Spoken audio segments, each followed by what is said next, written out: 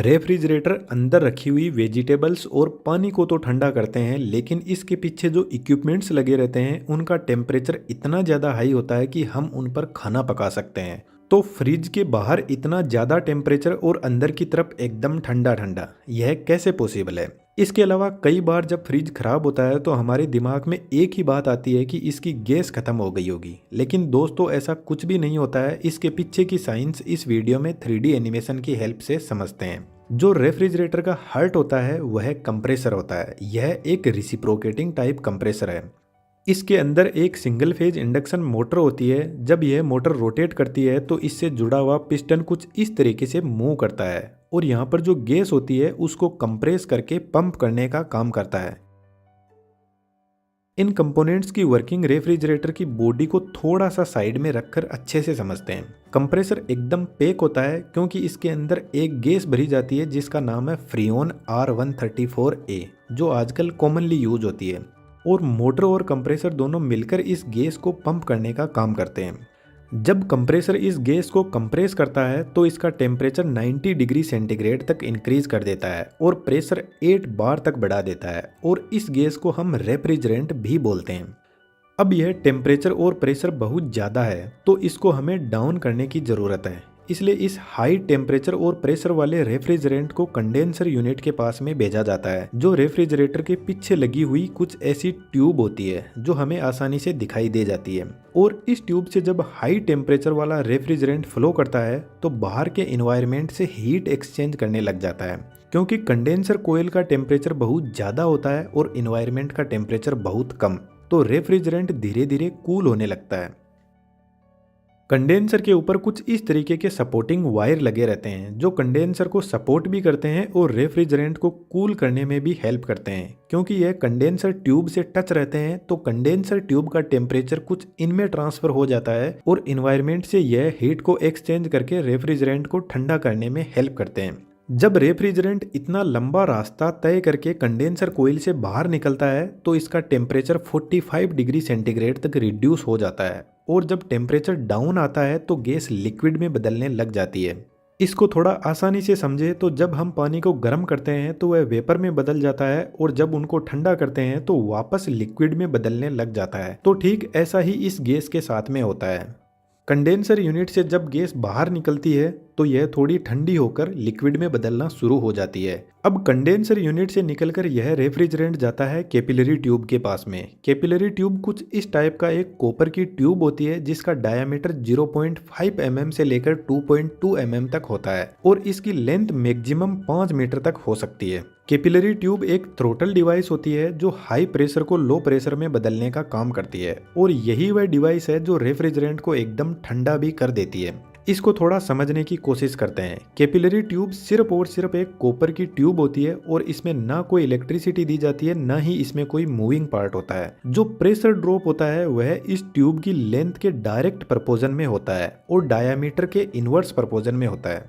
तो जैसे जैसे इस ट्यूब का डायामीटर कम होता जाएगा तो प्रेशर ड्रॉप बढ़ता जाएगा, और हम लेंथ भी इंक्रीज कर देते हैं डायामीटर के साथ में, तो प्रेशर ड्रॉप और ज़्यादा इंक्रीज हो जाएगा।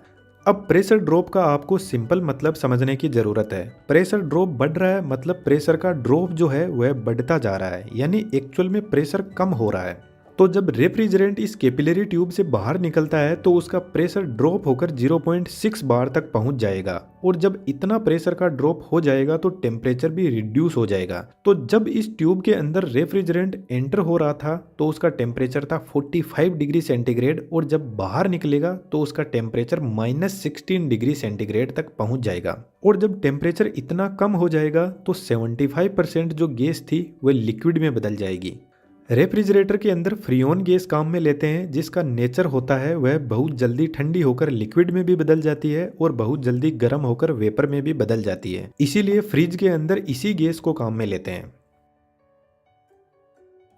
दोस्तों आज मैं आपको एक बहुत बेहतरीन चीज़ दिखाता हूँ। यह फीवर वेबसाइट है। यहाँ पर मैंने 3D आर्टिस्ट को सर्च किया है और यह कोई आर्टिस्ट है जो सिर्फ 3D एनिमेशन का मॉडल डिजाइन करके एनिमेशन करने का 25,000 रुपये चार्ज करता है। और इस वेबसाइट पर आपको खुद को जाकर देखना है। और यह वेबसाइट तो सिर्फ एक एग्जाम्पल है, इसके अलावा ढेरों ऐसे फील्ड है जहाँ पर एनिमेटर्स की भरपूर डिमांड पड़ी है। जब 3D एनिमेशन का इतना जबरदस्त फ्यूचर है इंडियन इंडस्ट्री में, तो आप किस चीज़ का वेट कर रहे हो? आप लाइव अड्डा को ही देख लो। जैसे ही हमने 3D एनिमेशन शुरू किया, अपने चैनल की ग्रोथ एकदम से बढ़ गई। और मैं चाहता हूं कि लाइव अड्डा के साथ में आप भी ग्रो करो। और एक बेसिक से एक्सपर्ट बनने की अप्रोच को ध्यान में रखते हुए हमने बेहतरीन 3D एनिमेशन का कोर्स डिजाइन किया है। हमारा मकसद है आपको सिखाना, इसलिए हमने इस कोर्स की एकदम बेसिक फी रखी है जो आपके 3 महीने के फोन रिचार्ज के बराबर ही है। दोस्तों हम हाथ बढ़ा रहे हैं, आप शुरुआत तो कीजिए अपने फ्यूचर को बेहतर बनाने की। वीडियो को पूरा देखने के बाद में डिस्क्रिप्शन में वेबसाइट का लिंक दिया हुआ है, वहां से कोर्स ज्वाइन कर सकते हो। अब टॉपिक पर वापस आते हैं। कैपिलरी ट्यूब के आगे लगा रहता है स्ट्रेनर, जो एक फिल्टर का काम करता है और रेफ्रिजरेंट को एकदम प्योर फॉर्म में आगे भेजता है ताकि आगे कोई ट्यूब में ब्लॉक ना आ जाए। स्ट्रेनर से निकला हुआ रेफ्रिजरेंट पहुंचता है इवेपोरेटर कोइल के पास में। और इवेपोरेटर कोइल भी एक ट्यूब ही होती है और यह रेफ्रिजरेटर का जो बॉक्स होता है उसके अंदर की तरफ होती है। सिर्फ यही कोइल है जो रेफ्रिजरेटर की बॉडी में सेट रहती है, बाकी पूरा मैकेनिज्म बाहर ही रहता है।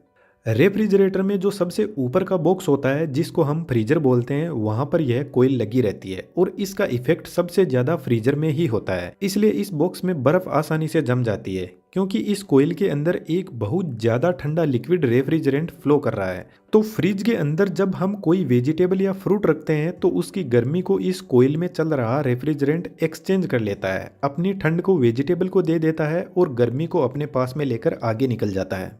यदि एक गर्म और एक ठंडी बॉल पास में रखी हुई है तो गर्म बॉल ठंडी बॉल को थोड़ा सा गर्म कर देगी और ठंडी वाली बॉल गर्म वाली को थोड़ा ठंडा कर देगी। इस तरीके से दोनों अपनी एनर्जी को एक्सचेंज करती रहेगी। तो ठीक ऐसा ही फ्रिज में होता है। जब इवेपोरेटर कोइल फ्रिज में रखे हुए किसी भी वेजिटेबल फ्रूट की गर्मी को एक्सचेंज करती है तो इसके अंदर जो लिक्विड फ्लो हो रहा है वह वापस वेपर में बदलने लग जाता है, गर्म होकर, यानी वापस गैस में बदलने लग जाता है।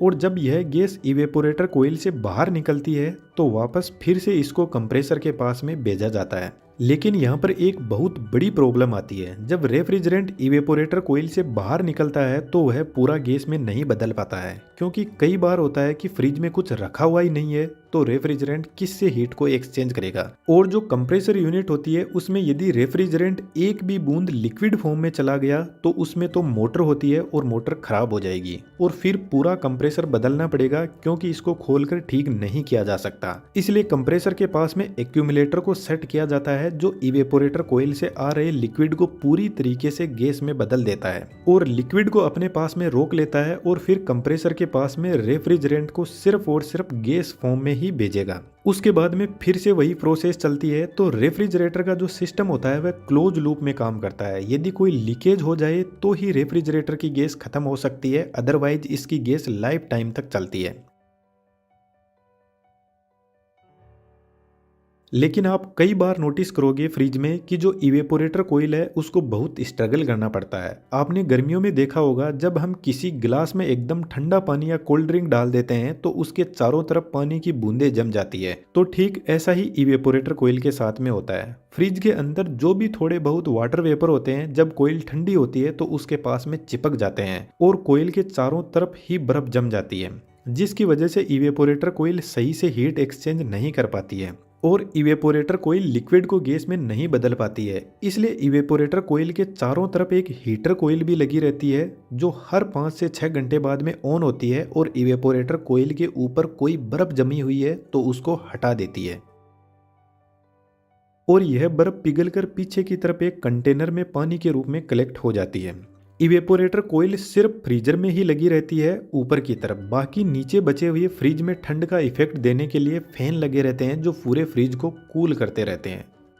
अब मैंने आपको बताया कि कंप्रेसर फ्रिज का हार्ट होता है, तो फ्रिज में दिमाग भी होता है और उसका दिमाग का नाम है थर्मोस्टेट। जब हम कूलिंग इफेक्ट को कम या ज़्यादा करते हैं तो उस टाइम थर्मोस्टेट कंप्रेसर की स्पीड को कम या ज़्यादा करके टेम्परेचर को कंट्रोल करता है। यदि हम फ्रिज का टेम्परेचर बढ़ा देते हैं तो उस कंडीशन में थर्मोस्टेट कंप्रेसर को स्लो स्पीड में रोटेट करवाएगा, जिसकी वजह से कंप्रेसर कम गैस को पंप कर पाएगा और कम कूलिंग इफेक्ट दिखेगा।